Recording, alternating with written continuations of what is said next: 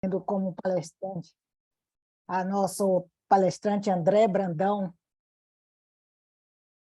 Dar as boas-vindas a todos vocês que aqui estão. Nós temos bastante inscritos, eu acho que aos pouquinhos eles vão se chegando, né?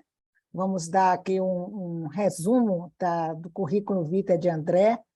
Ele é administrador de empresas, formado pela Universidade Federal da Bahia, especialista em gestão financeira, controladoria e auditoria pela Fundação Getúlio Vargas. Ele é mestre, está fazendo mestrado em administração financeira na USP, Universidade de São Paulo, e é um especialista na modelagem econômico-financeira de projetos e reequilíbrio de contratos, com mais de 6 anos de experiência na relação público-privado. Atua há mais de 10 anos em grandes e médias empresas, com prestação de serviços de consultoria empresarial em projetos de modelagem econômico-financeira, de projetos de investimento, gestão de riscos e controles internos, bem como auditoria de procedimentos previamente acordados, PPA, em médias empresas. Bom, nós sabemos que nós estamos finalizando um ano complexo, né? Porque nós tivemos umas eleições que mudamos de orientação política e nós estamos também sabendo que essa interrogação que o mundo vive hoje a respeito do futuro é uma coisa que enlouquece, né? Todos nós. E nós, enquanto organizações, temos que também tomar nossos cuidados em termos de gestão de risco, risco financeiro, riscos de saúde, e, de uma maneira geral, né, a gestão financeira de uma maneira bem pontuada, bem cuidadosa nas nossas organizações. Então, nós vamos passar a palavra para André. Eu acho que João Marcelo entrou aí agora, João? Você está aí? Estou sim, estou aqui sim. Então, pronto, dê as boas-vindas ao nosso palestrante, André. Agradecer demais o Conselho por essa iniciativa, né? E, com certeza, é uma oportunidade a todos de a gente ter um aprendizado coletivo, né? Um aprendizado onde eu sempre chamo meus alunos e todos os colegas daquela cadeia de sustentabilidade, né? Hoje, André está passando um pouco do seu conhecimento, a gente daqui a pouco está passando, e a gente vai reciclando dessa forma. Então, agradecer, primeiramente, logicamente, ao Conselho por essa oportunidade, e agradecer a André, que se disponibilizou, né? É um jovem que está fazendo aí uma carreira muito interessante, a gente bateu um papo, e aí é muito bom, né, ter essa troca. Ele que está no Instituto, né, super bem conceituado, com uma experiência, uma visão, e ele vai trazendo e a gente vai batendo esse bate-bola aqui, como a gente sempre fala, que aqui é muito mais do que uma palestra, é uma conversa, né? Então, fiquem à vontade de ir interagindo, enquanto o André vai expondo aí a apresentação dele, né? Mas é bom que sejam colocados no chat, que a gente passa, entendeu? Porque eles não vão poder, os participantes Claro, não claro, podem falar. muito bem Bom, falado. Queria também cumprimentar o professor Adilson aí, grande que eu estou vendo aqui no vídeo. Ô, professor, satisfação lhe ver aí, viu? E os demais, viu? Cumprimentar todos presentes também. E agradecer e cumprimentar a professora Graça, né? Que eu não vejo há algum tempo, né, professora? Lhe ver aí, viu? Ela é presidente. Então, pois não, André, pode ficar à vontade, viu? Bom, Muito tá obrigado. bom. Agradecer ao professor João, à professora Graça, também tive o prazer de revê-la, e a todos os demais, valeu também pelo tempo. Como vocês bem falaram, é um bate-papo, tá, gente? Muito do que vocês vão ver aqui carrega muito da minha opinião, por óbvio, pessoal. Não pretendo demonstrar preferências ou preferências pessoais sobre candidatos ou sobre vieses políticos, mas apenas tentar mostrar uma leitura fria, como a própria professora falou, como uma organização, né, do que a gente pode enfrentar nesse próximo ciclo, né, de ciclo político. E como a professora falou, minha experiência aqui falando, eu preparei um PPT aqui, vou pedir a licença de demonstrá-lo aqui, e aí eu já falo nas pautas, tá? Então, basicamente, eu trabalho com infra, tá? Trabalho hoje em dia com infraestrutura, trabalho já há uns 6 anos e pouco aí com infra, também com um baiano, que me trouxe para cá, para São Paulo, né? Ele já trabalha com isso há uns 10, 12 anos e me chamou aí para poder fazer parte desse desafio. Então, vou trazer hoje um pouco do ponto de vista dos riscos relacionados à infraestrutura, né? E quais seriam as oportunidades que eu enxergo, e também foi um viés que até eu conversei com o professor João Marcelo, que ele falou, André, se puder dar um viés no final, o que é que você imagina como oportunidades, ou enfim, o que é que riscos, enfim. Bom, devo fazer um breve comentário. Então, vou falar rapidamente sobre o que é concessões de PPP, que seria hoje em dia a principal estrutura jurídica de você entregar infraestrutura no Brasil e diria aí também no mundo, tá? E falar um pouco sobre os cenários e como eu enxergo o próximo mandato aí, tá? E aí eu diria que tanto de governadores quanto a nível federal, né, de presidente.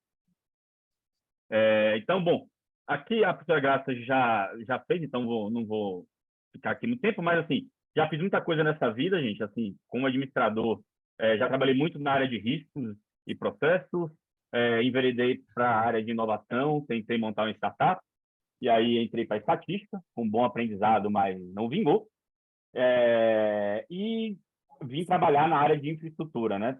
Tudo a ver, assim, mas assim, sempre eu tive esse um pouco viés financeiro, de modo que fiz poucas adaptações aí, e hoje em dia eu trabalho na modelagem econômico-financeira de concessões e PPPs, tá?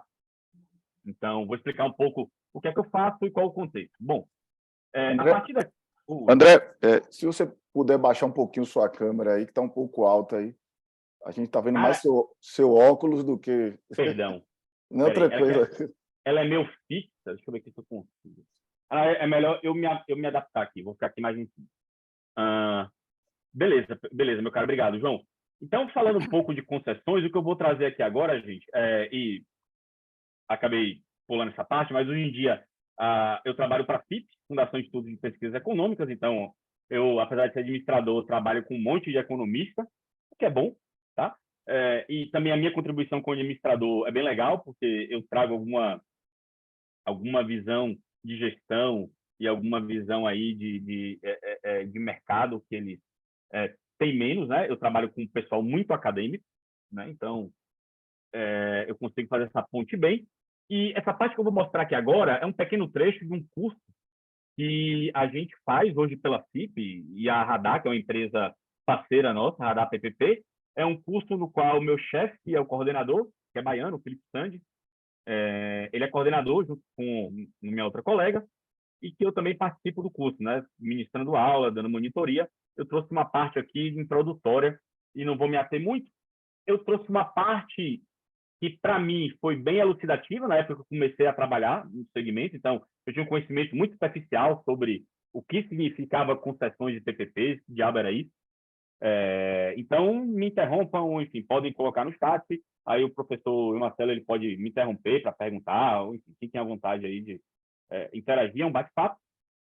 Então, bom, gente, primeiramente, né, a gente parte aqui da Constituição, né? E eu diria o seguinte, né? Cabe ao poder público, diretamente ou sob regime de permissão, a prestação de alguns serviços à população.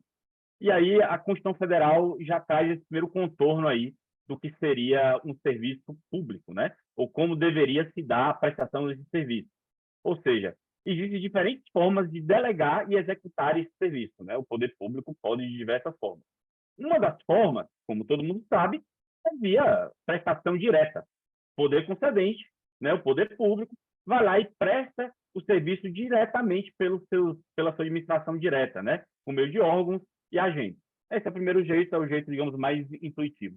O segundo jeito é fazer uma prestação indireta, ou seja, utilizar a expertise do privado para prestar o serviço que é um serviço público. De novo, é muito importante porque isso não se confunde com privatização, não se confunde com outros tipos de modalidades. Em essência, a concessão em PPP, eu vou aprofundar aqui, se enquadra na prestação indireta, mas de um serviço público, que em essência não deixa de ser um serviço público, tá?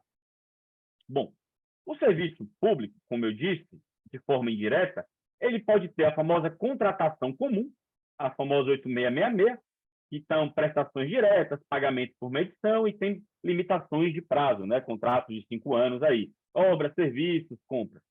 E aí você tem as concessões de PPPs aí, que foram instituídas basicamente aí por algumas leis. Nós tivemos aí em 2022 2021, perdão, algumas mudanças, né? Uma nova lei de concessões, principalmente no que tange à licitação, tá? Atualizando até essa lei de 8666, mas que ela é uma legislação mais moderna, é uma modalidade jurídica que permite, primeiro, aglutinar investimento em serviço. Aqui é proibido, ou seja, o cara que constrói não é o cara que opera, nessa modalidade, já nessa é permitido, né? O pagamento é pela prestação do serviço, ou seja, só chama de jurídico, e aqui me metendo falar um pouco de juridiquês, é a fruição do serviço, tá? Ou seja, eu não pago pela medição da entrega, eu pago a partir do momento que o serviço está sendo prestado. E, por fim, são contratos de longo prazo, tá? Contratos aí que têm que ser superiores a 5 anos, e para alguns casos, né, que eu vou falar aqui agora, esses 2 casos aqui, patrocinada e administrativa, tem um limite aí de 35 anos de prestação de serviço. Mas, bom, e já que eu entrei nesse tema, existem 3 tipos, né? O governo pode concessionar em 3 modalidades. A concessão comum, que o pessoal chama de concessão, e essas 2 que são comumente chamadas de PPP. Então, quando você vai lá, o que é PPP? PPP, na verdade, é uma concessão patrocinada ou uma concessão administrativa, tá? Vou explicar o que é. Concessão comum, gente, é a concessão na qual quem paga pelo serviço é o usuário direto do serviço, né? Ou seja, vou dar um exemplo óbvio, ônibus, pedágio, né? Já a patrocinada e administrativa, falando primeiro da administrativa, o pagamento se dá de forma indireta, ou seja, todos os entes tributados, né? Todos a população paga de forma indireta, né, pelo serviço. No final do dia, quer dizer, quem paga é o Estado, mas como o Estado não tem dinheiro, né? O Estado não faz nada, o dinheiro que o Estado tem é da arrecadação, então é uma forma indireta de cobrar, não é o usuário que paga diretamente. Um exemplo, iluminação pública, né? Assim, há uma taxa, e aí eu posso até discorrer sobre, mas ela não está diretamente relacionada à prestação de serviço. Quem paga, geralmente, é o município, tá? É o município que paga a conta de iluminação pública, tá? Mas vem dos dinheiros dos munícipes, por óbvio. E a patrocinada, gente, é um meio termo. Ela acontece quando eu tenho pagamento de tarifa pelo usuário direto, mas quando, na prática, esse dinheiro é suficiente para poder remunerar o contrato, de modo que eu preciso ter um complemento do setor público, então ela vira patrocinada, né? O cara ali tem 2 linhas de receita, a receita de tarifa e a receita oriunda da contraprestação pública, né? Da parcela que o poder público paga, tá? Então, de maneira geral, esses seriam 3 possíveis arranjos de concessões. Então, a concessão comum foi dessa lei aqui, 8987, lá de 95, salvo engano. As PPP, ou seja, a possibilidade de poder público pagar se deu a partir da lei 11079 e teve essa reforma aqui no último ano aí, que modernizou todos esses institutos, tá? E, além disso, gente, nós temos também leis setoriais. Leis que, por exemplo, falam no novo marco do saneamento, nada mais é que uma regulação específica para regular concessões do setor de saneamento, tá? Mas que não anulam, tá? Essas leis, no máximo, complementam, especificam, tá? Então, você tem alguns marcos aí também nesse ínterim, tá? Falando um pouco de gestão de risco, gente. Poxa, como é que se dá a gestão de risco? Bom, em contratações pela 8666, eu tenho o poder concedente fazendo contratações separadas de cada uma das coisas. Então, eu tenho contrato para operar, contrato para modernizar, contrato para fazer manutenção, contrato para construir. Assim, é um inferno. É uma gestão de risco pulverizada. Você tem que gerir vários contratos. Existe a inter-relação, ou seja, pode-se arguir uma correlação entre contratos. Eu fiz errado porque eu opero ruim porque o cara construiu errado. Eu construí errado porque, enfim. E aí vira isso é bem comum. Então, essa gestão de risco, isso reflete, gente, diretamente na qualidade do poder, na qualidade da prestação de serviço público. Tá? E existe uma discussão sobre, então a gente precisa melhorar, e de fato. Mas aí, precisa melhorar a prestação, a prestação direta. E aí, bom, existem várias questões, mas eu diria que é o seguinte, assim, a contratação pública, dado que é um dinheiro de todos, ela tem que ser muito bem feita e muito bem controlada, né? Você tem uma gestão de risco na qual você tem muitas etapas de controle, dado que o dinheiro, como eu disse, além de ser montantes vultuosos, é um dinheiro do erário, um dinheiro dos contribuintes. Então, você tem que ter controles internos muito rígidos. E, por isso, naturalmente, é uma contratação engessada. E é natural. Você precisa ter muito controle, dado que o dinheiro é um dinheiro de quem está contratando, não é necessariamente quem deu o dinheiro, né? Você tem aí, inclusive, teoria do agente principal. No caso, o principal seriam os contribuintes e o agente, né? O nosso gestor público. Ele tem alguns incentivos ali que não necessariamente são iguais. Então, bom, sem me ater muito, quando você passa para modelagem de concessão, fica um pouco melhor. Eu tenho um poder concedente com um contrato único com a sociedade de propósito específico, conhecido como concessionário, e ela vai gerir tudo. Ou seja, eu, como poder concedente da gestão de risco concentrada, eu vou gerir um contrato, que de fato é um contrato mais complexo, mas é um contrato. É um contrato, e o principal, a lei, e eu passei rápido, ela determina, gente, a lei de concessões, para voltar aqui, que seja explicitado os riscos contratuais de cada ente. Ou seja, isso é contratualizado, os riscos que estão sobre a responsabilidade do poder concedente e riscos que estão sobre a responsabilidade do poder privado, do privado. Um exemplo, custo. Custo, o cara conhece o mercado, ele consegue se adaptar rápido, né? Então, assim, ele consegue gerir risco de custo melhor. Agora, por exemplo, reajustes contratuais. Geralmente depende do poder concedente, e aí você tem N questões que envolvem esse risco de reajuste contratual. Geralmente isso é alocado ao poder concedente, tá? No qual ele garante um reajuste, mas, enfim, a gestão de risco, gente, o conceito por trás dela é a gente delega para quem melhor consegue acomodá-la. Então, vou dar um exemplo.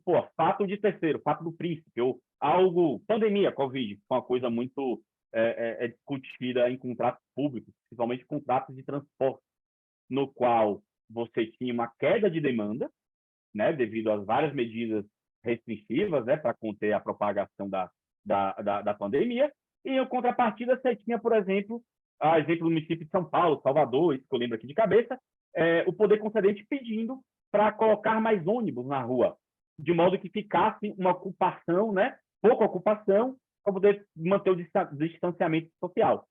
Isso é nitidamente um risco que possivelmente deve ser alocado ao poder concedente, dado que o privado não tem condições André, se você me permite aí. Claro. Primeiramente, estou adorando aqui a aula sua. Mas é uma coisa muito interessante, viu, André, que a gente, principalmente aqui no Brasil, tem uma discussão muito, muito simplória, às vezes, né, e as pessoas não se aprofundam, que é o papel do poder público, né, o papel do Estado, né?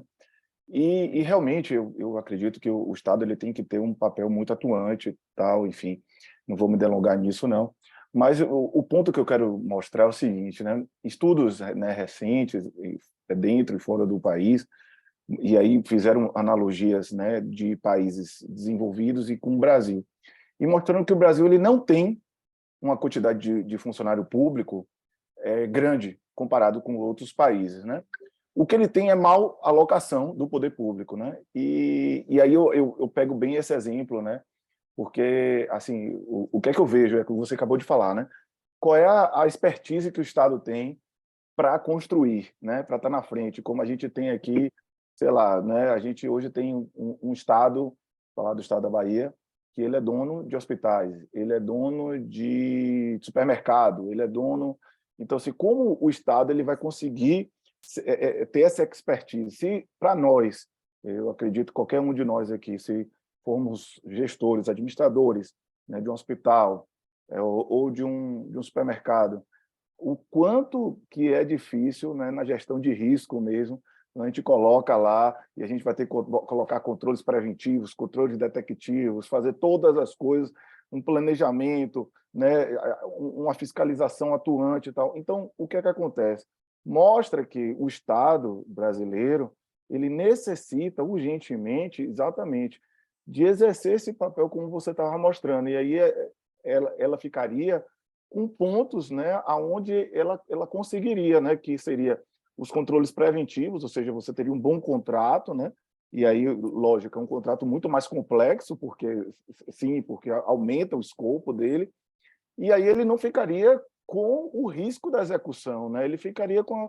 Então, a gente teve, por exemplo, em Salvador, cenários extremamente caóticos, que era o seguinte: o cara que fazia o trilho, ele comprava o trilho, mas o cara que comprou o trem, quando chegou o trem, não cabia no trilho, aí ficou naquela situação, assim, entre outras coisas, né? Ou seja, então o Estado acaba tendo... E aí, lógico, alguém vai falar, pô, foi corrupção, às vezes não, às vezes é mesmo desleixo mesmo do coisa que o cara vai ali, não, precisa de um trilho, como é, ossa aí, depois quando chega, ossa também, aí compra, aí quando chega, sabe, aí a coisa fica descasada, enfim.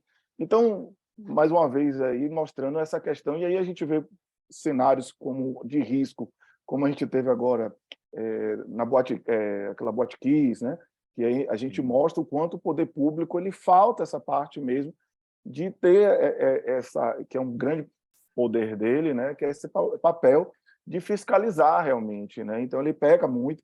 A gente precisa muito de ter esse aspecto do Estado, né, exercer esse papel de auditor, de fiscalizador, né? Então, enfim, então, né, na gestão de Perfeito. risco aí da PPP, ela teria aí. Pode É, continuar, André. não, é Obrigado. perfeito. E assim, você tocou em vários pontos que, assim, o que eu estou tratando aqui é um micro-universo de serviços públicos, ou seja, são serviços que, de fato, têm titularidade do poder concedente, do ente público, seja federal, estadual ou municipal. E aí você já avança as discussões. Pô, e além disso, faz sentido termos empresas públicas cujas expertises são expertise de mercado, faz sentido ter estrutura pública para operar diretamente coisas que não são naturalmente delegáveis a ela, enfim, e aí tem discussões, assim, são bem acaloradas e não há consenso, tá? Todas as ideias são válidas, depende do viés aí, assim. E que a discussão o poder público, ele seria muito melhor e mais eficiente se ele fosse um grande gestor de contratos. Os riscos assumidos por ele, financeiramente, faz todo sentido. E aí vou dar um exemplo, assim, contratações 8666, existe um limite contratual para aditivação de contrato, que é 25% do valor, e assim, você pode pegar histórico, de novo, não estou entrando no estou pegando dado estatístico. Você pode pegar, faltar transparência de qualquer, pega Salvador, 80 e tantos por cento tem aditivo contratual do limite de 25%. Ou porque é orçado, mal orçado, ou porque há atrasos, enfim, há diversos problemas na gestão pulverizada de contrato que faz com que esse valor sempre chegue assim. Batata que vai ter sempre bastante aditivo contratual de prazo ou de valor, porque são muitos contratos, isso é meio impossível assim, fazer essa gestão. Mas, bom, voltando, então... Não, rapidinho, André, só desculpe. Assim, para o pessoal que está estudando na área, né, a gestão de risco, uma das teorias que forte nisso é a teoria dos contratos ou a teoria da agência, né, que ela parte do pressuposto, né, que existe um principal e um agente, e aí qual é a ideia, né, que a gente implemente sistemas extremamente eficientes que suplam as atitudes oportunísticas desses pares, né? Então o que é que acontece? Então sempre as pessoas vão ter atitudes oportunistas. E aí a atitude oportunista pode ser de honestidade ou pode ser simplesmente aquela coisa oportuna. Então o sistema ele tem que ser altamente eficiente para suprir essas atitudes. Então é o que o André está falando. Talvez o Estado ele seja mais eficiente se ele conseguir estar em outro papel que não o de execução direta, né? E aí é o ponto das concessões, da PPP, enfim. É isso aí. Perfeito, você resumiu bem aí. O agente, e aí falando, eu tive essa aula recente, inclusive, também, com um baiano, o Sandro Cabral, ele é especialista, ele trabalha aqui no INSPER, mas ele é especialista nessa área, e ele fala muito bem assim, a agente principal o agente age em nome do principal e não sofre as consequências em nome das suas ações. Então, o agente vai agir em nome do principal, mas se der ruim, quem vai responder é o principal. Então, há um desalinhamento de incentivo, dado que a consequência dos seus atos não recai sobre ele mesmo. Então, o principal fica à mercê do agente, de modo que essas regulações, como o professor falou bem aí, você tem que conduzir, né? Assim, fazer com que o agente haja em linha com o que o principal espera. E aí, percebe que esses contratos, e aí falando também, a lei fala sobre isso, a gente evoluiu tecnologicamente muito, eu vou falar aqui agora sobre isso, sobre construir arranjos contratuais que alinham os incentivos, tá? Que consiga alinhar o incentivo do privado, que, convenhamos, é ganhar dinheiro. Se você não regular o cara vai prestar um serviço ruim, num prazo ruim, com má qualidade, para poder ganhar mais. Então, de fato, conceder por si só não é significância, ou não é, significância é um termo ruim, porque ele é estatístico, né?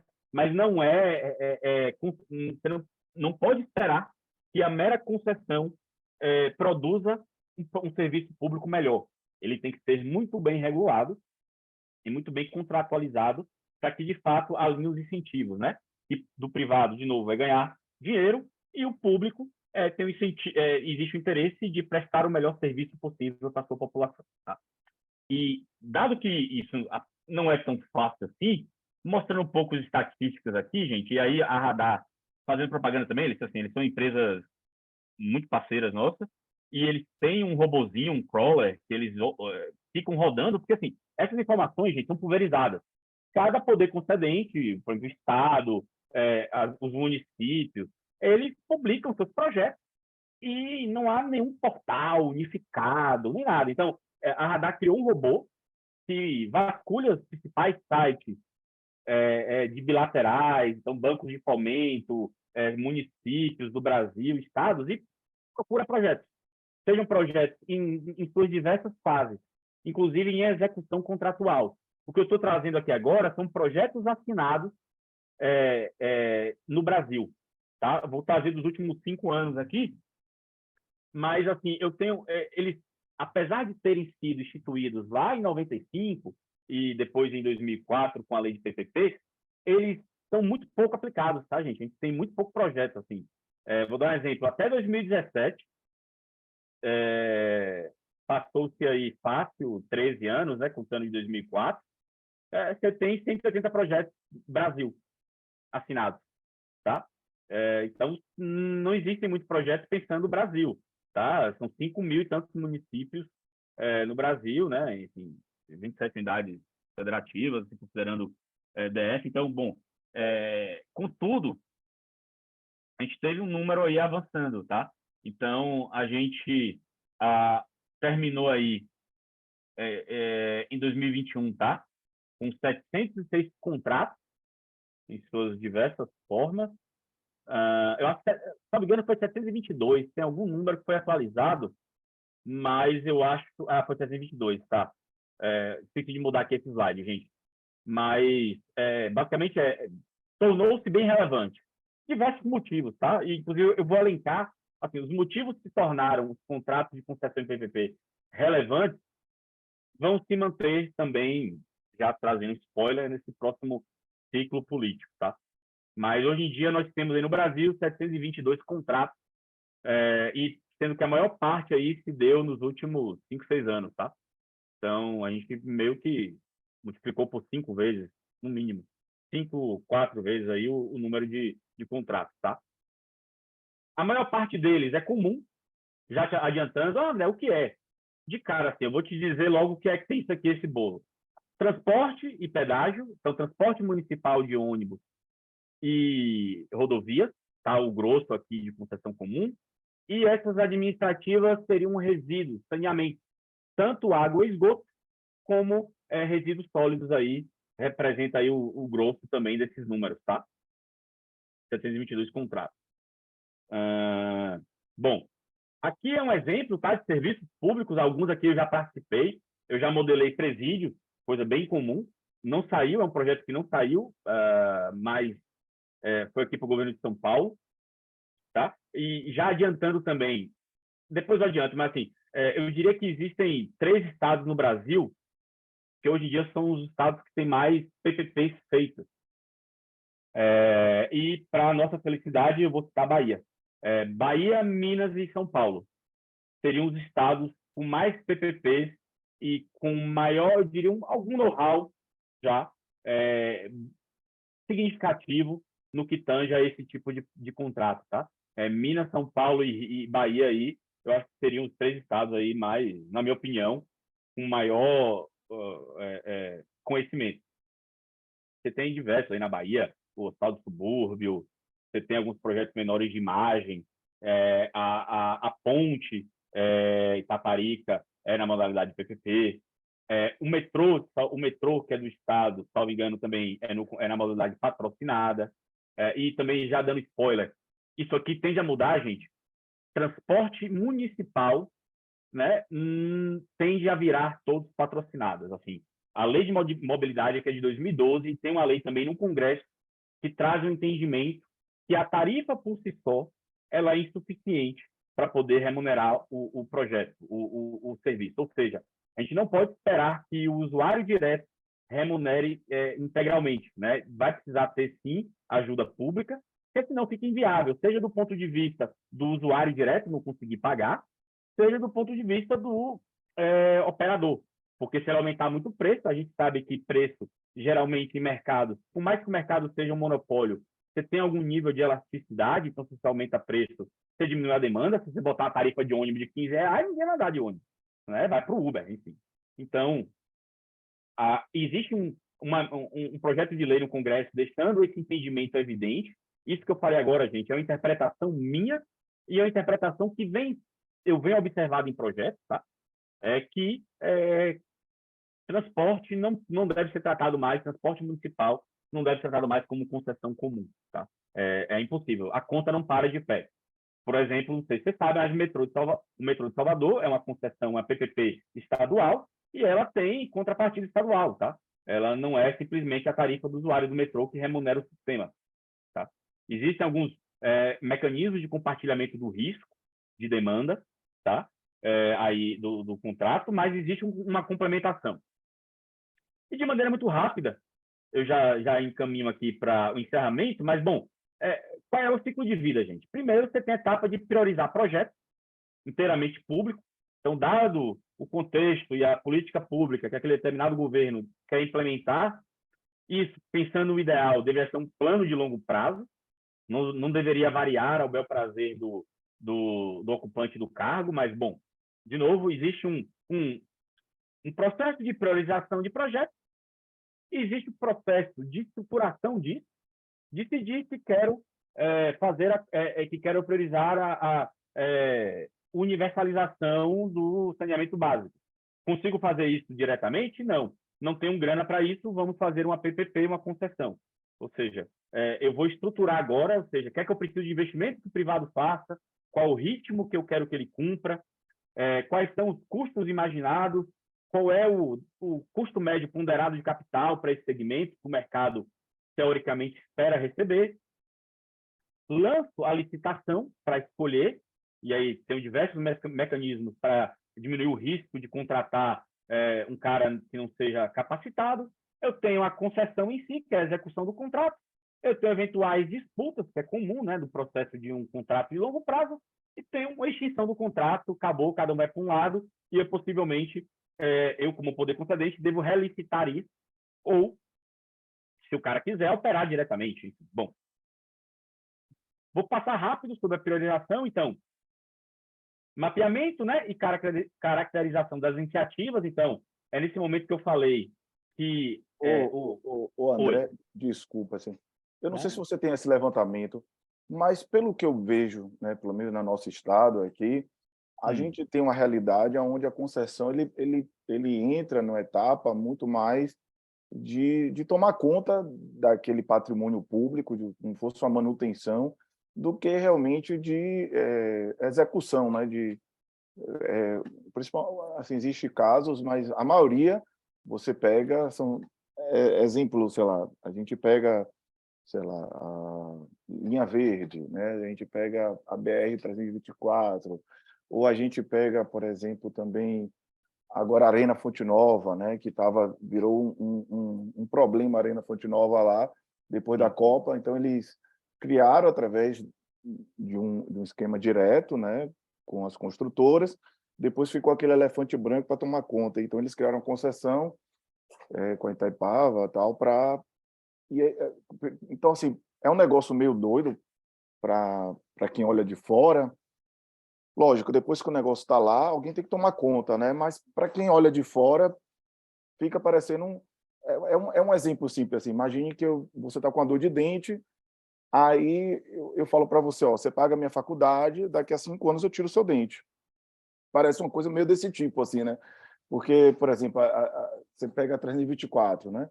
Então foi um tempo, né, pagando ali para depois começar a vir as benfeitorias, e muita gente até reclama que não vê assim, né?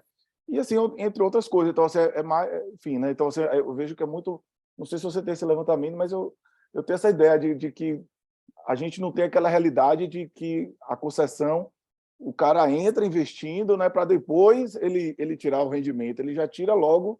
São concessões muito mais interessantes, eu acho, para...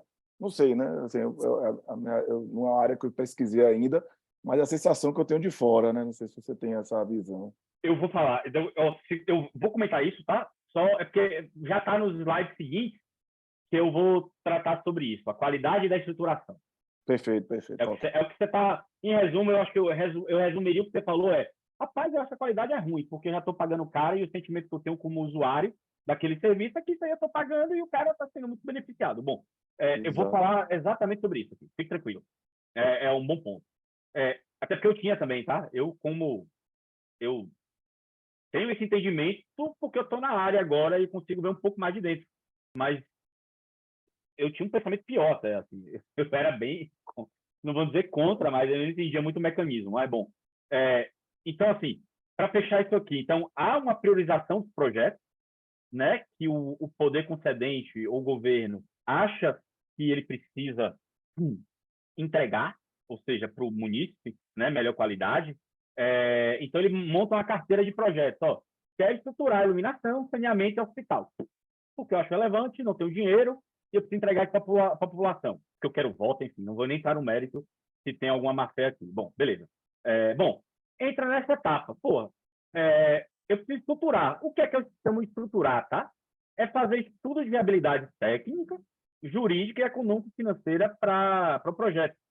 Para que, a partir daí, a gente lance um edital e os documentos licitatórios. O que é documento licitatório? Minuta de contrato, anexo. A gente vai dizer ali todas as regras, né? Que o licitante, né, o proponente, vai poder ler e vai tomar a decisão dele. Entro ou não entro? Se eu entro, qual é meu preço? Enfim, bom. E nessa estruturação, a gente tem, primeiro, delimitação do escopo. Que porra é que eu vou licitar, tá? Segundo, gente, a gente tem... Peraí, por que ele está aqui? Não está passando. Deixa eu tirar aqui, apontador laser. Perfeito. Em segundo, ele não está... Ah, tá, beleza. Em segundo, eu tenho uma avaliação da viabilidade técnica, operacional e econômico-financeira. Ou seja, eu quero... Vou dar um exemplo que você deu aí bom da linha verde.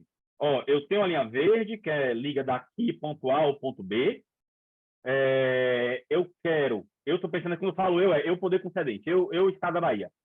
Quero que ele duplique tal parte, preveja uma demanda de tanto, então ele tem que concluir as obras em tanto tempo. Essas obras, vou estimar, e aí ele contrata, né? Eu tenho que saber quanto é que vai custar essas obras.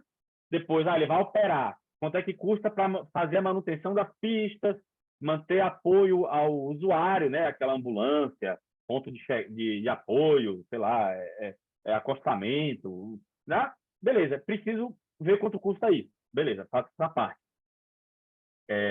E chego num valor de tarifa. Ou seja, teoricamente, o valor que se chega na tarifa... Oi. Você está bem? Acho que alguém abriu o áudio. O parecer do Conselho Fiscal da Academia, estava faltando assinatura. Boa. Isso. Bom, então, então assim, a gente fecha. Então, nesse momento, quer fechar a tarifa, e aí eu vou... como é que é o cálculo da tarifa? Sendo muito simples, é desenhada uma solução técnica possível, ela não representa a solução técnica mais barata, ela representa uma solução técnica possível, e o time econômico, financeiro, diz quanto custa, em termos tarifários ou em qualquer outro mecanismo de remuneração contratual, quanto custa remunerar. E aí, João, professor, nesse momento, é feito a conta da fruição do serviço. O que eu quero dizer com isso ele vai duplicar a pista. Então, se ele não está duplicado, ele não pode cobrar o que ele acha que ele deveria cobrar máximo. Então, se o contrato, se a estruturação é feita de maneira correta, vai ter uma tarifa para ele já começar operando aquela estrutura atual do governo, que nada mais é, na prática, André, mas era de graça e agora o cara vai pagar. Sim, o governo pode, inclusive, no projeto, dizer não é para cobrar nada e só é para cobrar a partir da duplicação. Qual é o ruim disso? Possivelmente a tarifa lá vai ser muito mais cara do que se viesse sendo paga desde o início. Decisão política, decisão aí que, por exemplo, eu como time técnico apresento todas as possibilidades, mas a gente sempre casa, falando aqui por mim, o valor da remuneração do privado com a fruição do serviço público que ele está sendo contratado para fazer. Então, se ele tem que entregar pista duplicada, ou se ele tem que entregar um hospital, não faz sentido, por exemplo, no caso de hospital, ele passa 2, 3 anos sem receber R$1, até ele entregar o hospital operando, por exemplo. Vou dar um exemplo aqui. Pode haver aporte público nesse período, que aí a lei também autoriza, tem toda uma regra, e esse aporte é para fins de reembolso. Então, durante o CAPEX, a lei prevê que o privado pode até receber um reembolso, porque às vezes eu tenho um CAPEX de 10 bilhões de bola, fazer estrada, ferrovia, uma coisa cara. Às vezes o cara não tem fôlego, o poder concedente pode aportar. Mas, via de regra, cara, a remuneração contratual em uma concessão, a lei determina, mediante fruição do serviço. Então, teoricamente, e aí não estou falando do lado caso da linha verde, mas falando teoricamente, um pedágio ele pode ser cobrado desde o início, e um valor menor, e ele pode ser cobrado somente quando ele entregar aquele ativo já do jeito que ele queria, sob risco do cara. Então, enquanto o cara está atrasado, enquanto o privado está gerenciando o risco, então assim, ele pode atrasar, ele pode ter problema de sindicato, enfim, mas aí é gestão de risco deles, tá? Mas, bom, e aqui é o que eu entro, assim, geralmente meu time atua nessas duas frentes, tanto de PMO como de modelagem econômica, tá? A gente tem que fazer todo mundo aqui conversar a mesma coisa. Então, técnico, entender os limites, que às vezes também o poder concedente dá, porque às vezes ele quer licitar uma Ferrari, mas ele não tem grana. Quando chega aqui, a gente calcula e fala, porra, eu não tenho um hospital top para entregar. Não tem. A contraprestação fica muito alta.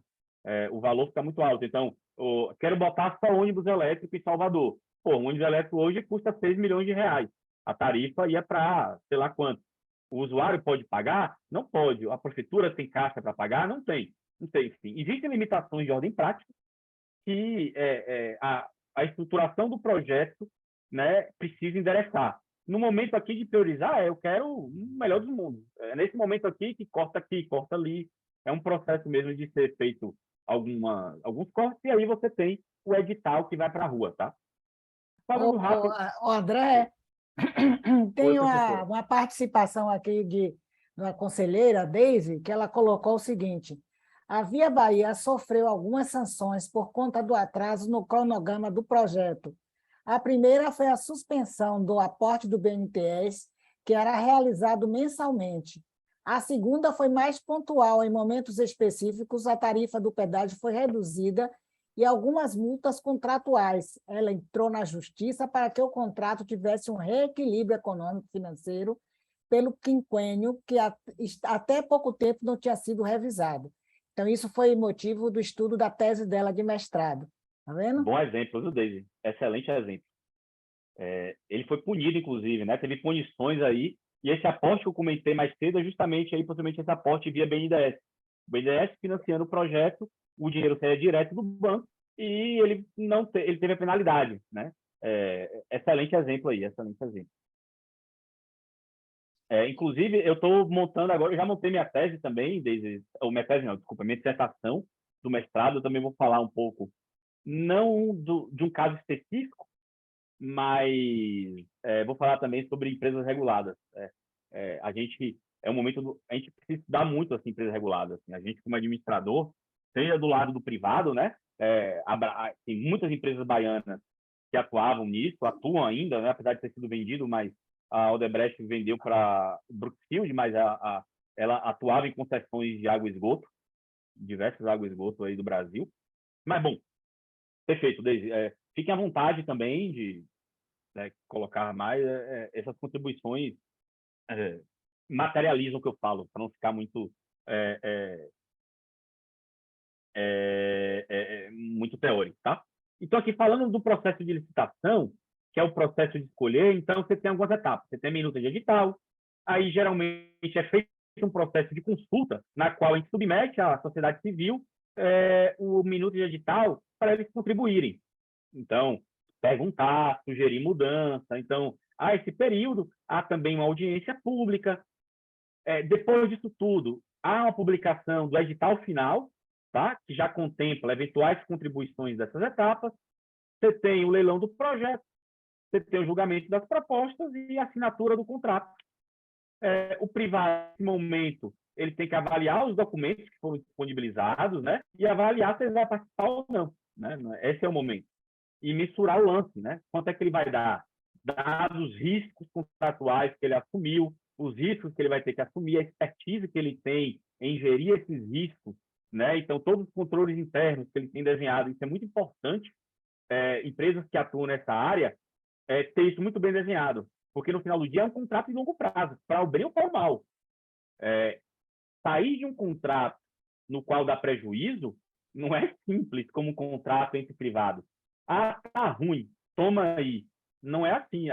É um processo judicial, inclusive, de você largar uma concessão, né? Você vai ter que operar um prejuízo. Então, é uma decisão de risco a ser tomada que tem que ser muito bem ponderada, tá? Aqui é a concessão, gente, que eu vou passar rápido, mas basicamente o privado tem que executar os investimentos previstos, realizar os serviços previstos e ser remunerado conforme regra pactuada. Já, por sua vez, o poder concedente monitora e fiscaliza o serviço e acompanha o contrato. Como eu falei, faz muito mais sentido para eles, e como o professor João falou também, ter esse papel de gestor de contrato, dado que é a expertise que ele tem, são os riscos que ele consegue assumir, tá? E, assim, faz bem, tá? Bom, falando um pouco agora, depois dessa introdução gigante, gente, perdão aí pela demora, mas, bom, falando um pouco do que eu entendo para o cenário aí do próximo mandato político, tá? Bom, primeiro ponto é que você tem um viés ideológico aí de mudança, né? Houve uma mudança a nível federal, tá? Do viés, né? A gente tinha aí um governo do Bolsonaro dito de direita, tem que entrou o PT de maneira pronunciada, né? Um governo de esquerda. Bom, isso não necessariamente por si só, não é um ponto pacífico. Como eu disse, a Bahia é um bom exemplo de concessão em PPP e tem muitos anos de governo do PT. Então, isso por si só não quer dizer nada, um viés ideológico, mas ele é uma coisa que é uma coisa para se preocupar, né? Se a agenda de concessões de PPP será alterada ou não. Ou seja, o mercado de infraestrutura será beneficiado ou não. Isso é fundamental, gente, para a gente avançar na infra no Brasil. Tá? A gente ter avanço. E aí, qual o principal ponto que eu vou falar aqui agora? A gente tem pouca capacidade de investimento público. A gente tem um orçamento apertado, nós estamos acompanhando as notícias do furo que a galera fala, o teto de gasto foi criado para ser furado, porque todos os anos nós criamos mecanismos legislativos de furo do teto. De novo, sem entrar no mérito, mas eu particularmente reconheço a importância do controle fiscal, dado que ele causa impactos na taxa de juros básica e, consequentemente, na atividade econômica, no financiamento de projetos, enfim, em diversos aspectos da economia, tá? Então, você tem um poder público com pouca capacidade, e esse é o principal diferencial da concessão. Se for uma operação pública ou uma compra pública, ele vai ter que desembolsar nos primeiros 3 anos de projeto vultuosos valores, que ele, via concessão, ele delega para o privado. Então, assim, tirando a exceção de aporte, quem vai ter o risco de construir é o privado. O governo não tira R$1 do bolso. Ele só vai começar a pagar, ou o usuário final só vai começar a pagar os valores de remuneração quando o serviço público estiver disponível. Então, eu falando do lado do poder público, tem uma capacidade limitada de investimento, faz sentido e eu delegar não só o investimento, como os riscos desse investimento a um privado, que tem mais know-how, tá? Enfim, que consegue gerir melhor isso. Então, a gente tem uma capacidade de investimento público limitada.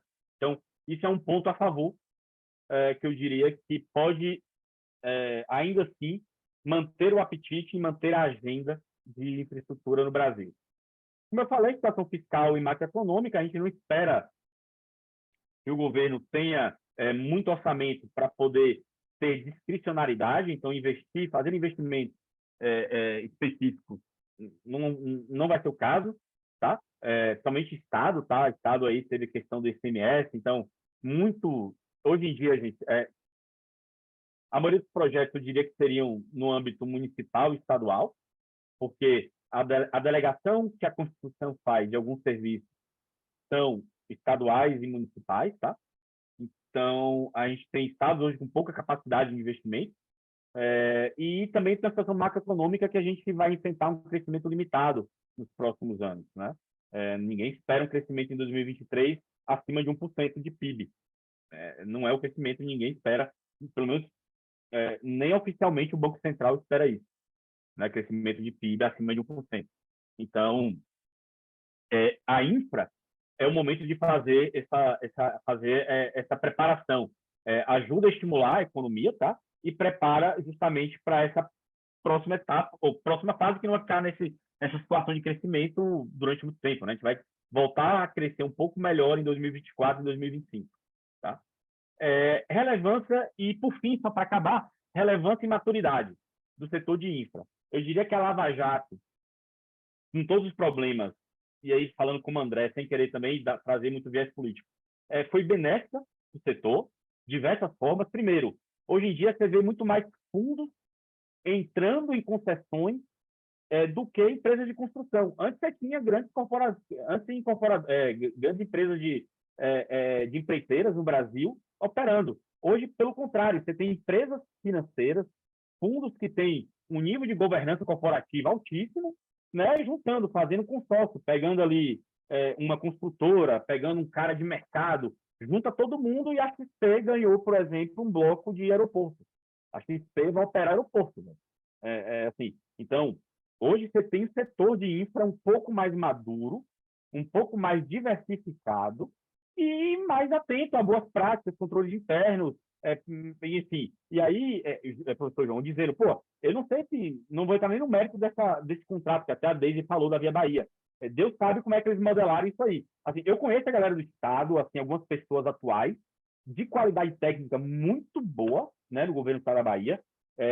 Tanto o pessoal lá existe uma unidade de PPP, que é o pessoal da CEINFRA, que faz parte, assim, ele é meio multidisciplinar. E também existe uma autarquia estadual chamada Bahia Invest, que é uma autarquia que modela projetos. Então, assim, a galera é muito boa, assim, muito boa tecnicamente. Mas eu não sei se teve alguma boa-fé ou má-fé na estruturação. Mas o setor hoje em dia sabe enxergar bem bons projetos, tá? Então, assim, o que é que eu diria para isso? Assim, resumindo, quem nunca ouviu falar, mas existem hoje em dia debêntures incentivadas. Debêntures não é mais que um título de dívida de uma empresa, e empresas que operam em setores de infra, elas podem emitir debêntures que têm um benefício fiscal para quem investe nelas. Ou seja, não pague IR. Quer dizer, eu simplifiquei, tá? Existe o termo incentivada, significa que ela há um incentivo do governo para que essas empresas emitam debêntures e tenham investidores interessados, tá? E o incentivo é um benefício fiscal de IR. Na prática, para nós aqui, pessoas físicas, é um ticket alto demais. O que tem hoje em dia são fundos de Itaú, fundo da XP, que compram um pedacinho, né, e vende um pedaço menor dessas debêntures. Então, é um fundo da XP que capta, sei lá, 10 bilhões, e ela investe em debêntures incentivadas de cada uma de várias empresas. A empresa que já faz isso muito bem, aqui de São Paulo, a de água, caralho, perdão, gente, mas me faltou aqui memória, é a Sabesp.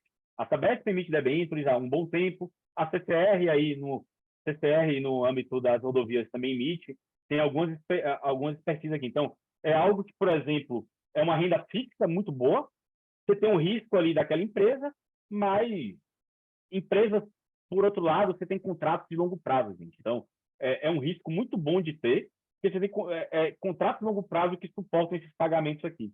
Então, debêntures incentivados é algo que eu comecei a olhar bem depois que eu comecei a atuar um pouco. Então, nesse cenário dos próximos anos, é algo que eu vou, por exemplo, devo aumentar minha participação um pouco nisso. Assim. Dado que eu conheço um pouco mais e que eu acho que vai ser um bom motor, eu acho que vai se manter essa agenda, tá? Não, Desse... André, você vê, né, se você olha a teoria, né, a função do Estado, ele tem aquelas funções distributivas, estabilizadora, alocativa.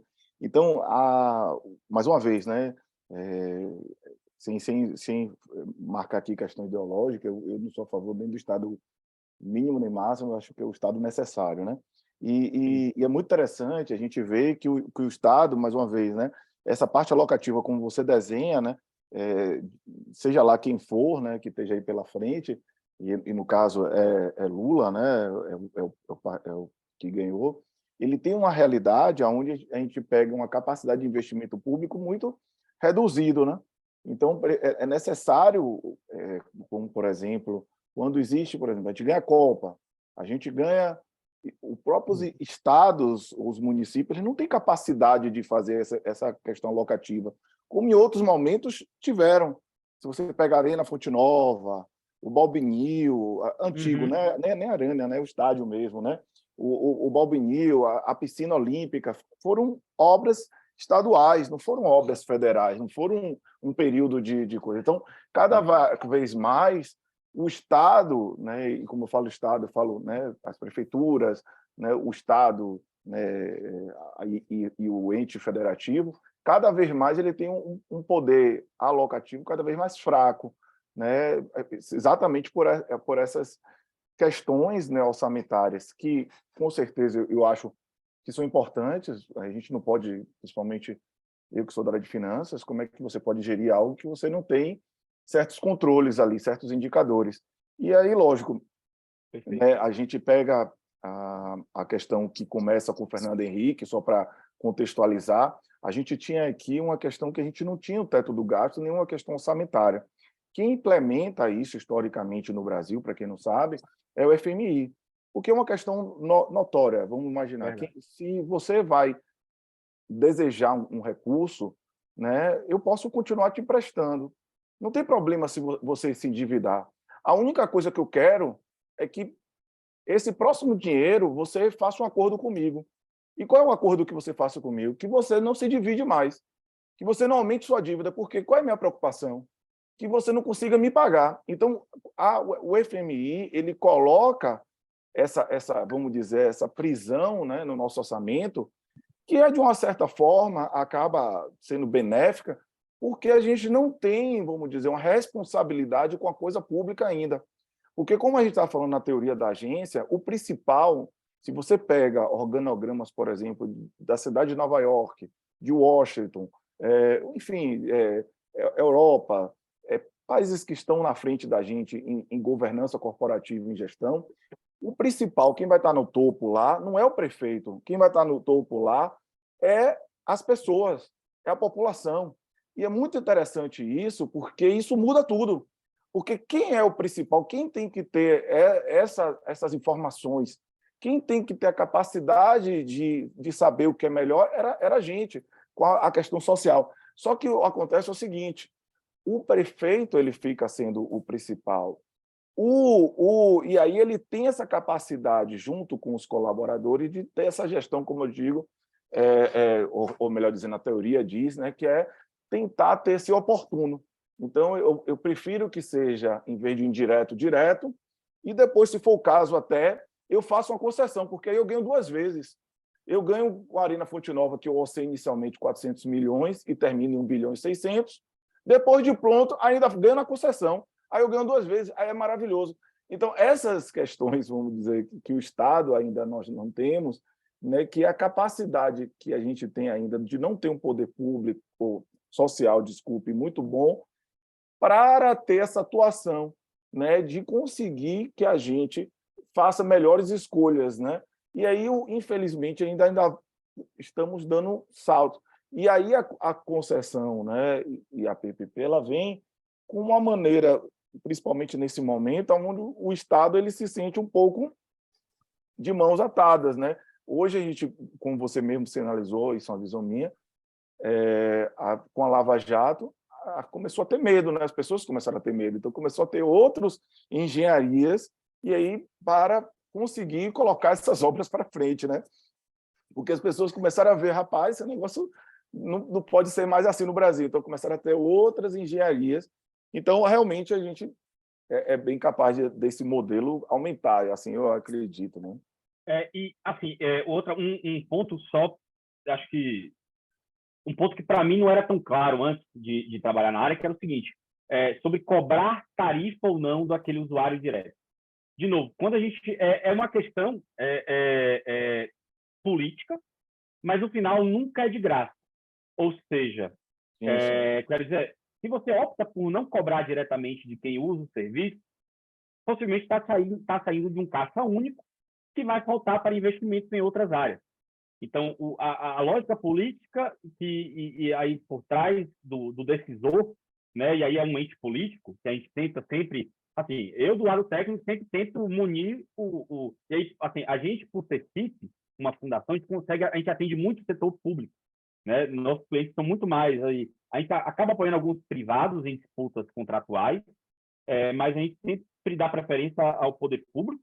Então, a gente sempre tenta instruir da melhor forma possível, mas a decisão que o cara pensa vai ser politicamente, para mim, bom cobrar diretamente daquele usuário ou dizer que vai ser de graça ou vai ser subsidiado e tirar do caixa, assim. O cara vai faltar dinheiro para investir em outra coisa. Então, no final do dia, não tem almoço grátis, né? Assim, alguém vai pagar essa conta, seja o usuário de forma direta, seja os demais munícipes de forma indireta, com o dinheiro dos seus tributos, mas no final do dia alguém vai pagar. Então, aquela estrada que hoje em dia não é cobrada, possivelmente, se for cobrada, por trás disso, teoricamente, a lógica eu vou cobrar do usuário direto para poder sobrar caixa para investir em outras áreas, porque economicamente faz sentido por isso, por aquilo, entendeu? Eu vou cobrar tanto daquele usuário, eu não vou cobrar nada. Então, em essência, qualquer serviço público, o poder público pode querer cobrar do usuário. Isso é uma decisão, em essência, política, assim, né? Ou deveria ser uma decisão econômica, uma decisão qual é a capacidade que o usuário pode, né? O munícipe, o pagador de imposto pode arcar com isso. Isso é relevante para o desenvolvimento econômico dele? Por exemplo, saneamento. Saneamento tem diversos estudos que melhora diversos indicadores sociais e econômicos. Então, faz sentido eu querer cobrar do cara? Porque aí tem várias questões, porque quando você faz a ligação de esgoto, você tem que começar a pagar a tarifa de esgoto. Então, tem gente que, enfim, aí tem várias questões, tem município que arca com isso e manda o concessionário não só colocar a ligação de esgoto, como fazer a ligação na rua para casa, que ele quer incentivar. Tem poder concedente que não. Fala que é o padrão. Qual é o padrão? Você botar a ligação, você concessionário, coloca a ligação de esgoto na rua e o usuário final que vai querer, se ele vai decidir se ele vai querer fossa, continuar lá na fossa dele, ou ele vai querer conectar com a ligação. E aí tem diversas questões, entendeu? É melhor fossar ou dar de graça para o cara, porque vai se reverberar em melhores indicadores, isso para mim é uma política pública boa, do que ficar cobrando dele a taxa, entendeu? Então, melhor saúde, né? enfim, é uma decisão. Então, assim, nada de graça. A decisão por trás se o poder concedente acha que o usuário direto pode ser cobrado ou não, em prol de sobrar a grana dos demais. Né? Assim, na prática, nós sabemos que não é isso bem. Não, mas... que impacta muito. Tem uma pergunta aqui de Maria de Fátima. Eu estava vendo aqui, Maria de Fátima. Focando no tema da palestra, na legislação. Na legislação atual, a documentação que compõe os editais contempla o levantamento e análise de riscos envolvidos Na visão do palestrante, os profissionais da gestão pública estão preparados para mapear e avaliar o nível dos riscos inerentes aos projetos? Os contratos de concessão e PPP contam, de fato, com indicadores bem estabelecidos para o monitoramento e avaliação da eficácia e efetividade do contrato e suas entregas à sociedade? Boa pergunta, Maria de Fátima. É isso que eu ia falar, Maria. Boa pergunta. E, assim, imagino que você tem algum conhecimento prévio aí. Que bom. Tá, vou fazer a leitura minha pessoal, da minha experiência, que não é muita, mas é alguma. Tá? Primeiro, né, os profissionais de gestão pública, eu diria que sim e não. Eu diria assim, em nível federal, as capitais do Brasil estão muito bem. Eu acho que as capitais, em termos municipais, as capitais estão bem, estados também. Só que aí complica um pouco quando você vai para municípios menores, né? E aí, de fato, você tem uma dificuldade natural, mas que eu acho que vem paulatinamente sendo melhorada, tá? A gente está criando modelos regulatórios mais replicáveis, que aí, sei lá, uma cidade menor consegue replicar ali facilmente, tá? E tem muita complexidade. Até porque ela não tem muita verba para pagar um estudo ou para contratar uma empresa para poder modelar para ela, às vezes ela não quer ter um quadro fixo. Então, assim, eu diria que, resumindo, capitais estadual, sim, federal também, interior fica um pouco mais complicado, mas a gente está melhorando, tá? A gente está conseguindo manualizar melhor, conseguindo criar jurisprudência, enfim, eu diria isso. E sobre sua segunda pergunta, os contratos de CPP contam de fato, pronto, com indicadores, você tocou num excelente ponto. Isso aí é o fundamental para você conseguir alinhar o agente um principal, né? Você conseguir, perfeito. Eu diria que, sim, nos últimos 4, 5 anos, contratos dos últimos 4 anos, sim, os antigos não. Os antigos, eu confesso que eu vejo poucos, assim, correndo o risco aqui de falar, está sendo gravado, né? Mas, por exemplo, existe um contrato do qual eu tive a oportunidade de participar de um reequilíbrio, que basicamente foi um dos primeiros contratos de concessão do Brasil, que é um dos maiores, que é o contrato de concessão de lixo, resíduos sólidos do município de São Paulo. É um contrato de 2004, tá? 2005, na verdade, ele foi licitado em 2004, a execução dele, salvo engano, foi em dezembro de 2004. Então, assim, foi o primeiro contrato com a lei de PPP. Não tinha tecnologia contratual nenhuma comparado ao que a gente tem hoje, né? Previsão de riscos de maneira clara, alguns aprendizados, né, que a gente teve esses 20 anos quase aí de aplicação da lei. Então, assim, antes não tinha mesmo não, era um caos, assim, a concessão era muito parecida com 8666, e eu diria que ultimamente melhorou pra caramba. Os indicadores de desempenho são muito melhores hoje em dia para capturar essa eficiência do privado, para ter certeza que eles estão prestando um serviço adequado.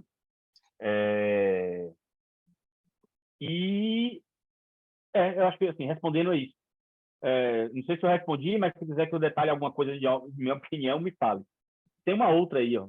O João, quando você fala que você seria mais importante que o prefeito, você estaria defendendo a tese do Estado mínimo? É para você, João. Deixa eu ver se eu consigo compartilhar aí a tela. Vocês estão vendo aí a tela compartilhada aí? Tá vendo? Tá vendo? aqui. Pessoal, isso aqui é o organograma da cidade de Virgínia, né? É só um exemplo, né, do estado de Virgínia, desculpe, né, do estado de Virgínia, nos Estados Unidos. E o que é que acontece aqui, pessoal? Olha só, no topo aqui está o cidadão de Virgínia. Pessoal, como eu estava falando, isso não tem nada a ver com o estado mínimo ou máximo, né? Assim, o papel do estado, ele ser o que acontece.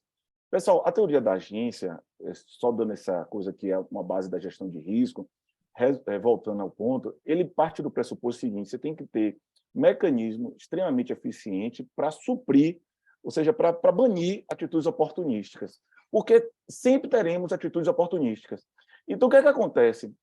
Se você coloca, por exemplo, surgiu a teoria com a seguinte questão: se um diretor de uma empresa ele é remunerado pela lucratividade, Se ele é remunerado pela lucratividade, ele vai fazer escolhas que sejam bom a curto prazo, mas não a longo prazo. Porque se ele é um diretor de uma empresa, ele não é o dono. Então, olha só olha o problema que acontece. As decisões dele vai ser o quê? Enviesada. Enviesada para curto prazo. Então, você tem que criar mecanismos eficientes para que você consiga analisar.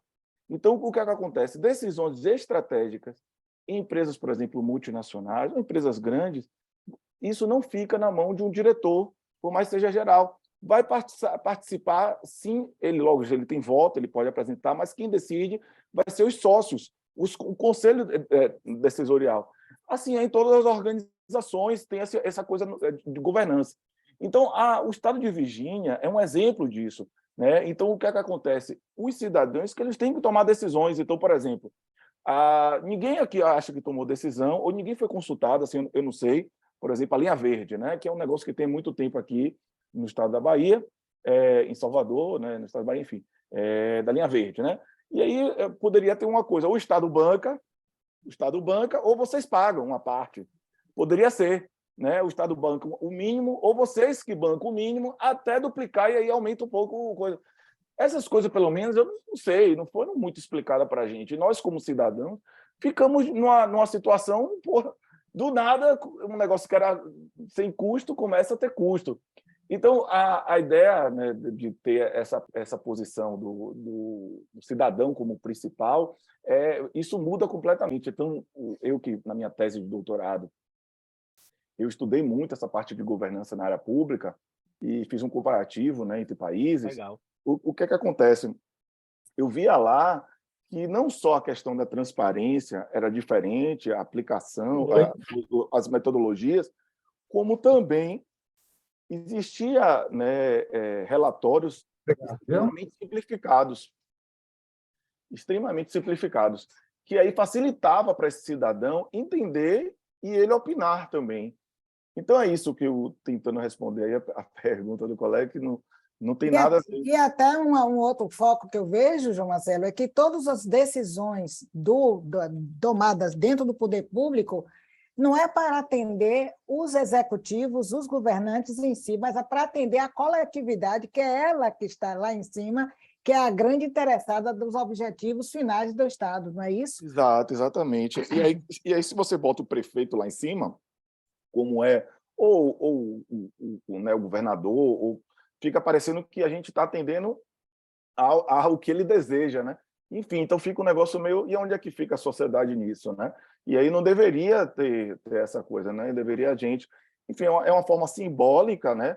Metodológica simbólica, mas mostra muito. Se você pega um organograma de uma empresa multinacional, você vai ver que lá na ponta vai ter o conselho e como está esse conselho, né? Seja Petrobras, seja lá uma empresa Braskem, enfim, você vai ver lá, né, talvez, a depender da empresa, isso não pode, mas normalmente você encontra, e aí você vai ver, quando chega lá em cima, quem é que faz parte dessa sociedade, né? Mas, professor Edilson, o senhor também que é da área financeira, o que é que o senhor está vendo aí desse debate?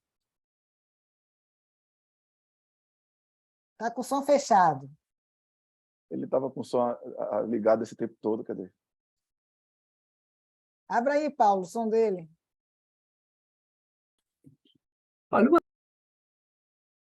Fechou? Isso. Fechou. Está fechado, professor. Abriu? Agora sim, ok. Aí, pronto. Aí o André Brandão, nosso conhecido aí de muito tempo, né? Grande profissional da área de finanças, e ele discutiu o tema com muita pertinência, aprofundou bastante alguns pontos que eu acho interessantes nessa questão da gestão de risco nas organizações, de modo que eu tenho só a elogiar esse trabalho de André. E, naturalmente, também o João Marcelo de ter tido a iniciativa de convidá-lo para fazer essa palestra de hoje à tarde, né? Estou muito satisfeito com o que estou vendo aqui.